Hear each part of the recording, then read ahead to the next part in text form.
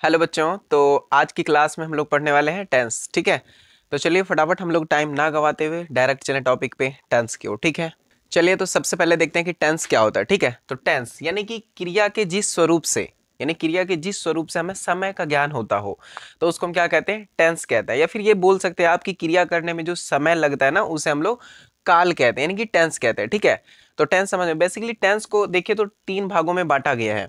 कौन कौन? Present tense, past tense and future tense. यानी कि प्रेजेंट टेंस जो हमारे वर्तमान का समय चल रहा है उस काल को क्या बोलते हैं?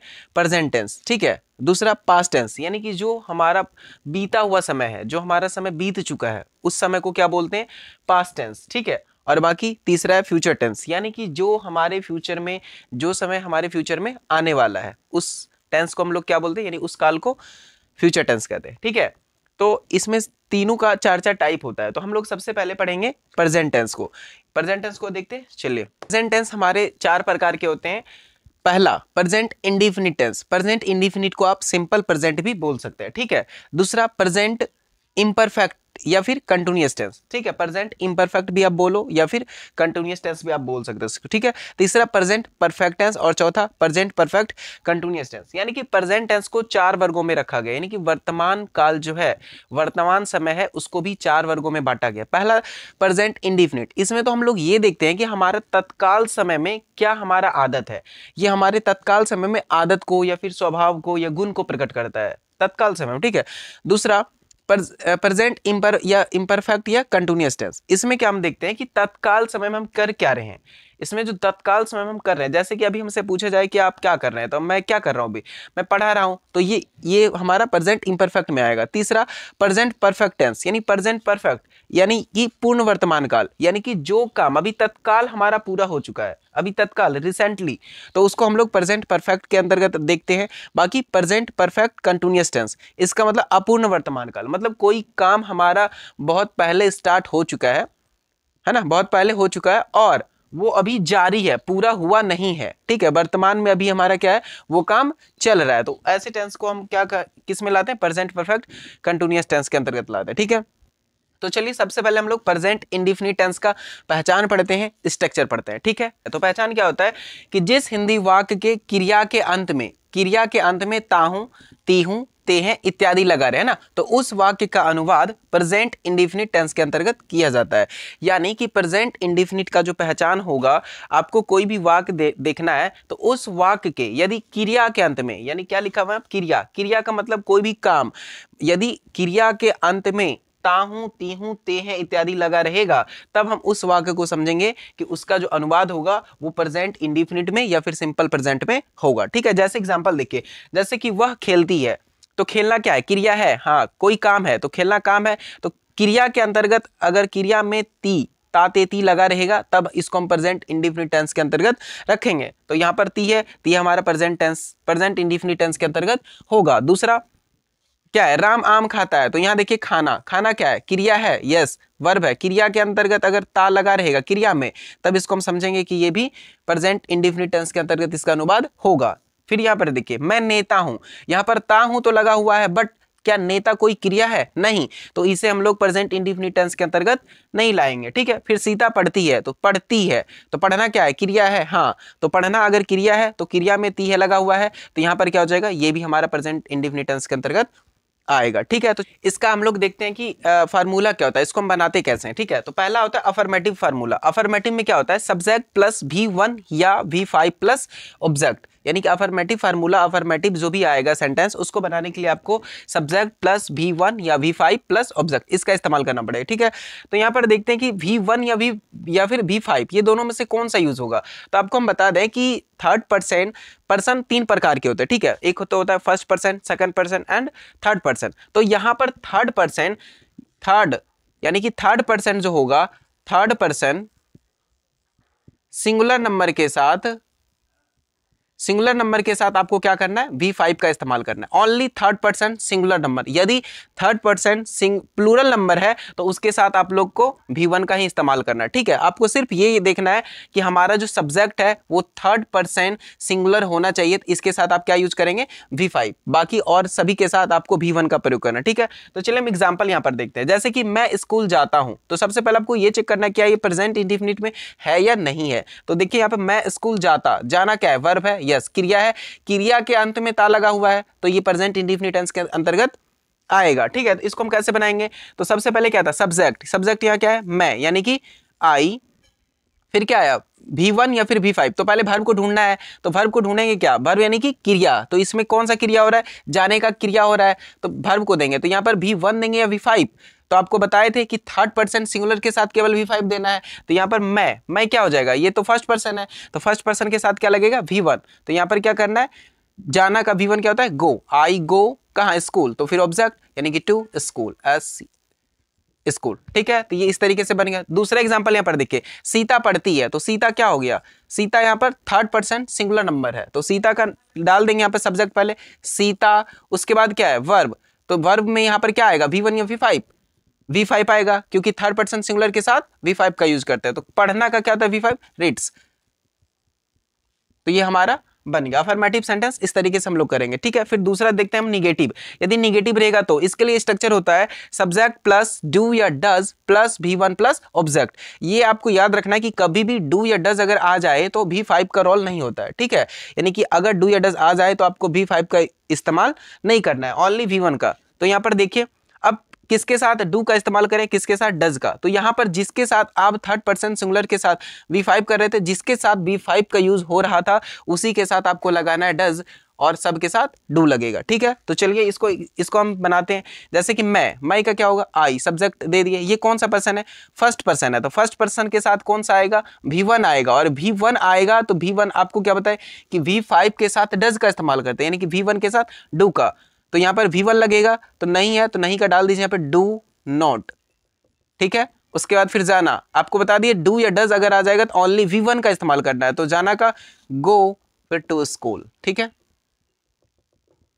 दूसरा देख लीजिए, सीता नहीं पढ़ती है, सीता नाम है, तो ये थर्ड पर्सन सिंगुलर में आएगा, और थर्ड पर्सन सिंगुलर के साथ यदि निगेटिव होगा तो डू या डज लगाएंगे, लेकिन V5 अगर आएगा तो क्या लगाएंगे, डज लगाएंगे। तो यहाँ क्या लग जाएगा, सीता के साथ डज नॉट लगेगा, क्यों, क्योंकि ये थर्ड पर्सन सिंगुलर नंबर है। तो इसके साथ हम लगा दिए डज नॉट पढ़ना का फिर से रीड। इसमें V5 नहीं लगेगा, क्योंकि जब डू या डज आ जाता है तो ओनली V1 का इस्तेमाल करते हैं, ठीक है।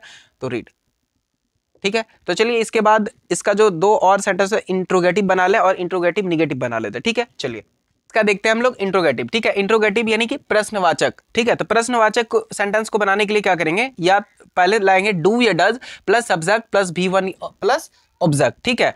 डू या डज, या तो इसी में से अगर आपसे पूछा जाएगा तो इसका दूसरा फॉर्मूला होता है WH क्वेश्चन प्लस डू या does plus subject plus V1 plus object. तो इसके चलिए एग्जांपल इसका देखते हैं। जैसे कि क्या मैं सोता हूं, यानी कि ये इंट्रोगेटिव, कोई कुछ क्वेश्चन पूछ रहा है, प्रश्नवाचक है ना, क्या मैं सोता हूं। तो इसके लिए आप लोग क्या करना है, आपको सिंपल सबसे पहले क्या ले, डू या डज, और किसके साथ डू लगाना है, किसके साथ डज, आपको पता चल गया है। तो यहां पर आप बताइए, मैं, सब्जेक्ट मैं है, यानी कि फर्स्ट पर्सन है, तो फर्स्ट पर्सन के साथ डू लगाते हैं हम लोग, ठीक है। तो आगे ला लीजिए डू, उसके बाद क्या है, डू या डज कंप्लीट प्लस सब्जेक्ट, तो सब्जेक्ट में क्या है, आई, मैं का आई, डू आई, उसके बाद फिर V1 भी, यानी कि सोना का स्लिप, SL स्लिप, कंप्लीट है ये, समझ में आया। अगला देख लीजिए एग्जांपल, क्या है कि राम क्यों सोता है, यानी कि क्यों। सबसे पहले WH क्वेश्चन आ गया, तो WH क्वेश्चन अगर आएगा तो सबसे पहले इसको आगे करना है, ठीक है।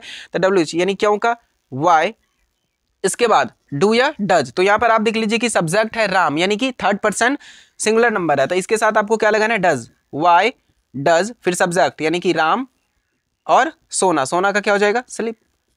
तो ये हमारा इंट्रोगेटिव कंप्लीट हो गया। तो चलिए एक और सेंटेंस देख लेते हैं, इंट्रोगेटिव निगेटिव वाला, ठीक है।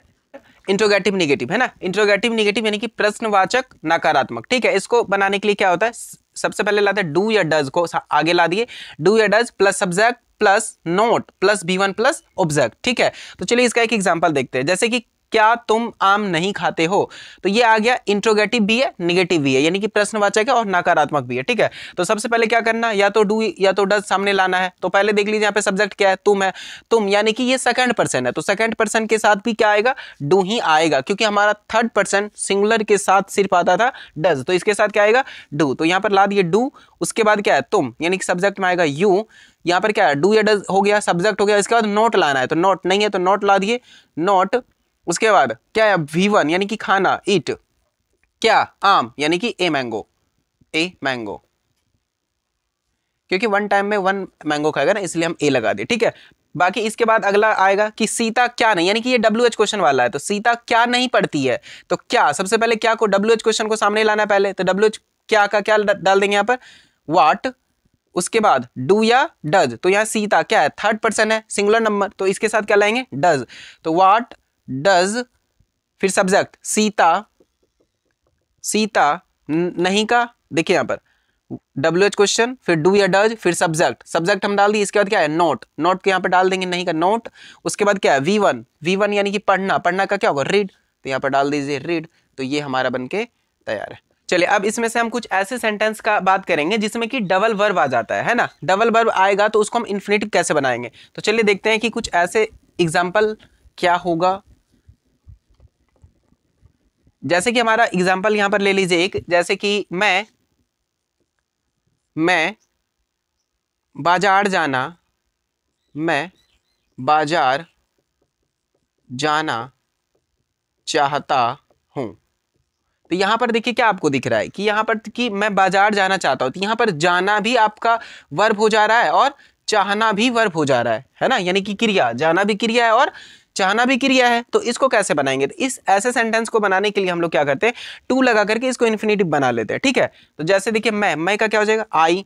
इसके बाद इसमें मेन वर्ब, आपका मेन वर्ब जो होगा उसको पहले लिखना पड़ेगा। मेन वर्ब यहाँ पर चाहना है, ठीक है, तो आई वांट, तो वांट दे दिए, यानी कि V1, चाहना का वांट होता है, V1 यहाँ लग गया, फर्स्ट पर्सन के साथ V1, तो V1 डाल दिए, आई वांट। अब इसके साथ जब डबल वर्ब आ जाए तो इसके बीच हम क्या करते हैं, टू लगा करके उसको इन्फिनेटिव बना लेते हैं। यानी यहाँ पर आपको क्या यूज करना है, टू, और उसके बाद जाना, गो, आई वांट टू गो, फिर कहाँ, टू मार्केट। ठीक है, जैसे कि और एक एग्जांपल ले लीजिए, जैसे मैं पढ़ना चाहता हूं, है ना, मैं पढ़ना चाहता हूं, पढ़ना चाहता हूं। तो यहां पर क्या देख रहे हैं आप कि यहां भी आपका डबल वर्ब आ जा रहा है, तो इसमें भी क्या करना है आपको, डबल वर्ब के बीच में टू लगा करके उसको इन्फिनेटिव बना लेंगे। तो चलिए, मैं आई, फिर मेन वर्ब चाहना है, आई वांट टू रीड। ठीक है, ये बन गया। बाकी अब हम कुछ ऐसे सेंटेंस का इस्तेमाल करेंगे जिसमें कि इन्फिनेटिव तो है लेकिन डायरेक्ट इन्फिनेटिव का यूज नहीं होता है। तो चलिए देखते हैं उस सेंटेंस को कि कैसे होगा कि हम यहां पर बोले कि मैं तैरना जानता हूं, है ना, मैं तैरना जानता हूं। या फिर यहां पर ये दे सकते हैं कि सीता चाय बनाना जानती है। ठीक है, तो ऐसे सेंटेंस में आपको क्या लग रहा है, आपको तो डायरेक्ट यही दिखेगा कि यहाँ पर तैरना भी आपका वर्ब है और ये जानता भी वर्ब है।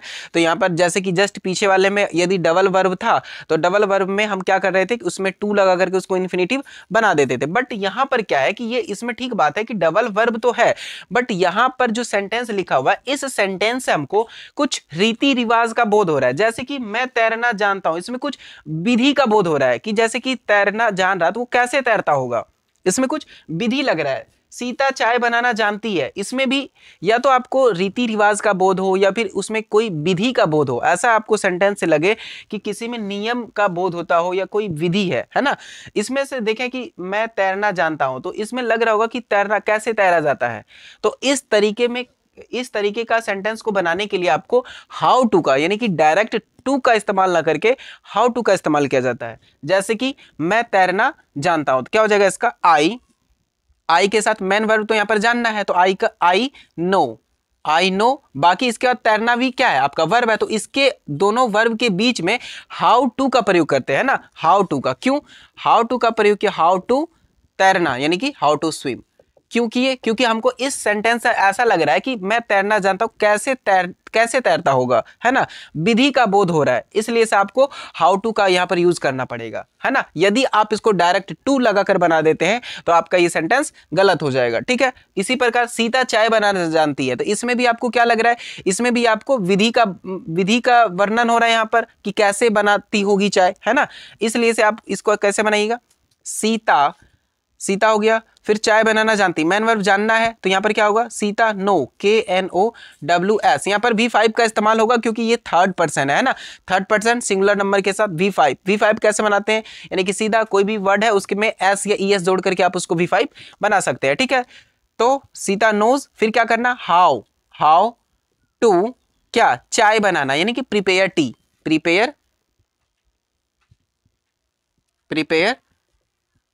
ठीक है। तो इस तरीके से आपका प्रेजेंट इंडिफिनिट टेंस जो है कंप्लीट हो रहा है, ठीक है।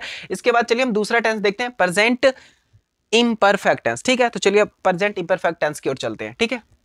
चलिए देखिए यहां पर दूसरा प्रेजेंट इम्परफेक्ट टेंस, ठीक है। इम्परफेक्ट यानी कि तात्कालिक वर्तमान काल, जो काम हमारे तत्काल में हो रहा है, ठीक है। तो इसका पहचान क्या है, जिस हिंदी वाक्य के क्रिया के अंत में रहा हूं, रही हूं, रहे हैं इत्यादि लगा रहे, उस वाक्य का अनुवाद प्रेजेंट इम्परफेक्ट टेंस के अंतर्गत करते हैं, ठीक है। तो जैसे एग्जांपल देख लीजिए, मैं पढ़ रहा हूं, मतलब रिसेंटली, मैं अभी पढ़ रहा हूं, तत्काल में मैं जो कर रहा हूं, ठीक है। दूसरा, सीता स्कूल जा रही है, मैं पढ़ा रहा हूं, तो ये सारे एग्जांपल किसके हो गए, प्रेजेंट इम्परफेक्ट टेंस के, ठीक है, प्रेजेंट इम्परफेक्ट। अब चलिए इसका हम देखने, बनाने का नियम क्या होता है, इसका स्ट्रक्चर यानी कि फार्मूला क्या होता है, ठीक है। चलिए अफर्मेटिव फार्मूला, यानी अफर्मेटिव में क्या होगा, subject plus is, am, are, ये तीनों में से कोई एक लगेगा, प्लस B4 प्लस ऑब्जेक्ट, है ना। तो इसका चलिए एग्जांपल देखते हैं, जैसे कि मैं पढ़ा रहा हूं, तो इसको कैसे बनाएंगे, सब्जेक्ट का क्या होगा, यानी मैं का आई। अब आई के साथ आप देख लीजिए, या तो इज लगे, क्या लगेगा, इज, एम या आर, तो यहां पर आई के साथ क्या लगेगा, एम, तो जो लगेगा यहां पर लगा दीजिए आई एम।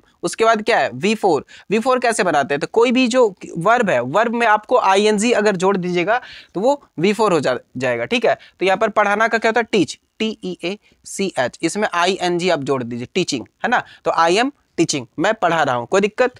चलिए यहां पर फिर क्या है, निगेटिव यानी कि नकारात्मक वाला देखते हैं, नहीं वाला जिसमें, तो इसका फार्मूला होता है subject plus is, am, are, plus आपको नोट कर देना है, इज, एम, आर के बाद नोट कर देना है, plus B4 plus object, simple है। इसमें एग्जांपल देखिए, सीता नहीं पढ़ रही है, तो सीता क्या हो जाएगा, सीता नाम है, थर्ड पर्सन सिंगुलर है, इसके साथ क्या लगेगा, इज लग जाएगा, तो यहां पर सीता इज, नहीं का नोट, पढ़ना का रीडिंग, READING, रीडिंग, ठीक है। तो इस तरीके से आपका अफर्मेटिव निगेटिव हो गया। चलिए अब हम चलते हैं इंट्रोगेटिव पे, ठीक है। इंट्रोगेटिव में क्या आएगा, सबसे पहले आपको इज, एम या फिर आर, यानी कि जो हेल्पिंग वर्ब होता है उसको आपको आगे कर देना है, इज, एम या are plus subject plus B4 plus object, ठीक है। एग्जांपल देखिए, क्या मैं खा रहा हूं, इंट्रोगेटिव है, प्रश्नवाचक है, तो क्या, तो सबसे पहले आपको क्या करना है, देखना है कि इसमें सब्जेक्ट के साथ क्या लगेगा, हेल्पिंग वर्ब, इज, एम या आर। तो आपको क्या लगेगा, यहां पर क्या लगेगा, मैं के साथ एम लगता है, तो आपको लगा दीजिए एम, आगे लगा दीजिए एम, फिर सब्जेक्ट का आई, खाना का EAT, इसमें ING, है ना, यानी कि V4 बनाना है, तो MI ईटिंग। उसके बाद इंट्रोगेटिव निगेटिव, यानी कि प्रश्नवाचक भी होगा और नकारात्मक भी होगा, तो इसके लिए क्या करेंगे, हेल्पिंग वर्ब को आगे करेंगे, इज, एम या फिर आर प्लस सब्जेक्ट, उसके बाद note plus B4 plus object, है ना। जैसे कि क्या मैं नहीं पढ़ा रहा हूं, देखिए यहाँ इंट्रोगेटिव भी है और निगेटिव भी है, तो इसको कैसे बनाएंगे, तो सबसे पहले हेल्पिंग वर्ब को आगे करना है, क्या, इज, एम या आर को आगे करना है, तो मैं के साथ इसमें भी एम लगेगा, तो MI, नहीं का नोट, पढ़ाना का टीचिंग, क्योंकि यहां पर क्या लगेगा, आपका V4 लगेगा, कोई दिक्कत। तो आपका यहां पर दूसरा यानी कि प्रेजेंट इम्परफेक्ट आपका कंप्लीट हो रहा है। तीसरा हम चलते हैं प्रेजेंट परफेक्ट की ओर, ठीक है।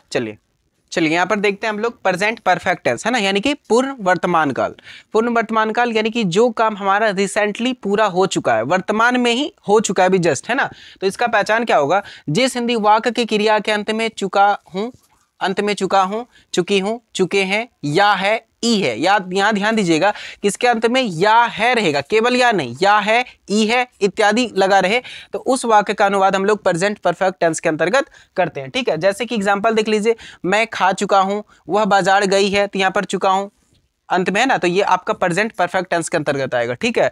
उसके बाद वह बाजार गई है, ई है, केवल ई अगर लगा रहता तो ये दूसरे टेंस में चला जाता। यहाँ पर ई है मतलब अभी जस्ट रिसेंटली की बात कर रहा है ना, तो वह बाजार गई है तो ये भी आपका प्रेजेंट परफेक्ट टेंस के अंतर्गत आ जाएगा, ठीक है। चलिए अब हम इसको बनाने का नियम देखते हैं, फार्मूला, ठीक है।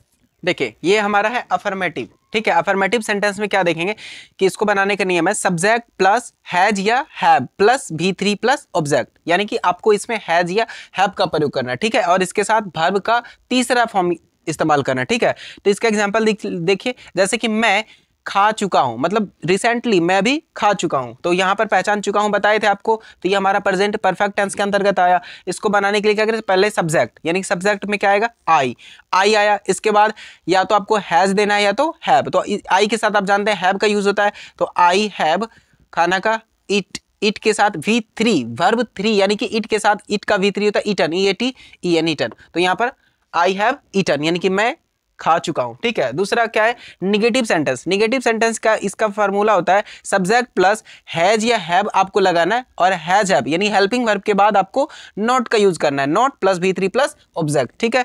देख लीजिए इसका एग्जांपल, मैं नहीं खा चुका हूं, यानी कि इसका जो सोल्यूशन होगा कैसे, आई, फिर आई के साथ क्या, हैज या हैव, यहां पर हैव लगेगा, आई हैव हेल्पिंग वर्ब के बाद नॉट और फिर खाना, फिर यहां पर ईटन, EAT ईटन, ठीक है। इस तरीके से आपका निगेटिव हो गया।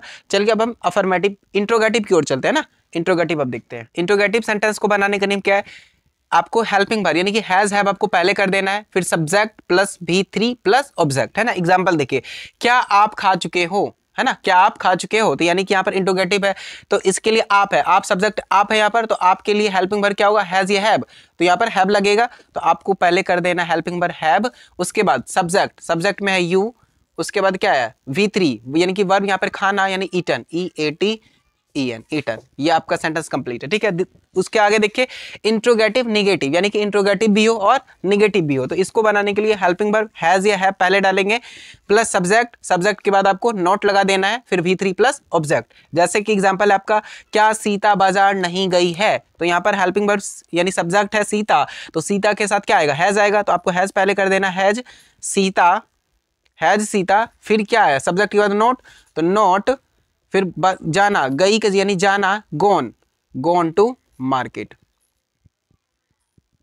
ठीक है। तो इस तरीके से आपका प्रेजेंट परफेक्ट टेंस भी कंप्लीट हुआ। चलिए हम 4 नंबर टेंस पे यानी कि प्रेजेंट परफेक्ट कंटिन्यूअस टेंस की ओर चलते हैं, ठीक है। चलिए अब हम देखते हैं यहाँ पर प्रेजेंट परफेक्ट कंटिन्यूअस टेंस, है ना, यानी कि अपूर्ण वर्तमान काल, जो कि काम अभी आपका पूरा कंप्लीट नहीं हुआ है ना। इसका पहचान क्या होता है, जिस हिंदी वाक्य के अंत में ता रहा हूं, ती रही हूं, ते रहे हैं इत्यादि लगा हो, उस वाक्य का अनुवाद प्रेजेंट परफेक्ट कंटिन्यूअस टेंस के अंतर्गत किया जाता है। और इसका पहचान ये भी है कि आपका कोई काम, यदि किसी सेंटेंस में आपको ये पता चले कि कोई काम आपके भूतकाल में स्टार्ट हो चुका है, और है ना, भूतकाल में स्टार्ट होकर के वो अभी भी जारी है, यानी कि वर्तमान समय में भी जारी है, तो उस वाक्य का अनुवाद हम लोग प्रेजेंट परफेक्ट कंटिन्यूअस टेंस के अंतर्गत करते हैं ना। जैसे कि देखिए इसका एग्जांपल देखिए, समझ में आएगा, मैं पढ़ता रहा हूं, तो आपको तो यहां पर पता चल गया कि जिस हिंदी वाक्य क्रिया के अंत में ता रहा हूं अगर होगा तो हम उसको प्रेजेंट परफेक्ट कंटिन्यूअस टेंस में बोल देंगे।